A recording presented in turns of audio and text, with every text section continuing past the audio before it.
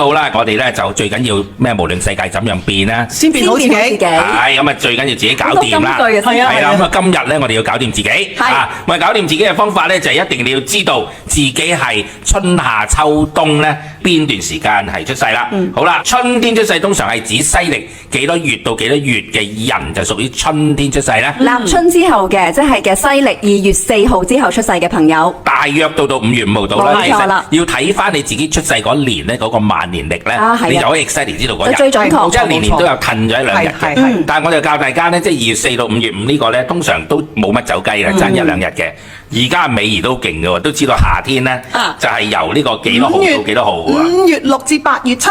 係啦，係啦，咁啊美儀都知道㗎啦。逢親啲6月出世嗰啲女仔咧，就火最多嗰啲咧，通常就一定靚女兼惡死嘅。咁啊，而家美儀咧功力都大進㗎啦嚇。咁啊，林記啦，秋天出世通常係指西歷幾多月到幾月咧？係8月8號之後嘅，到11月7左右。冇錯。嚇咁咧就心機旁邊嘅朋友就馬上你已經即刻咧係知道你係春夏秋啊，同埋而家嚟緊我哋講冬天係就幾多月嘅幾月出世，咁你即刻就 mark 咗自己係咩季節先。冇錯，呢個你一定知啊！呢個11月8號至到2月3號。係啦，咁所以咧，你就即刻要知道咧自己係邊個季節出世咧。咁跟住落嚟咧，呢一集嘅節目先有得玩嘅喎。咁我好快咁講啦，大家可能頭先都聽得好快啦。嗱，咁你到底係邊個季節出世咧？嗱，如果你係西歷2月西歷嚇，我哋講啊，西歷係西歷啊，2月4號到5月5號呢段時間出世嘅人咧，就應該係屬於春天出世嘅人。係啊，咁啊，再有冇邊個春天啊？舉手啦嚇。如果你係夏天出世咧，就5月6號。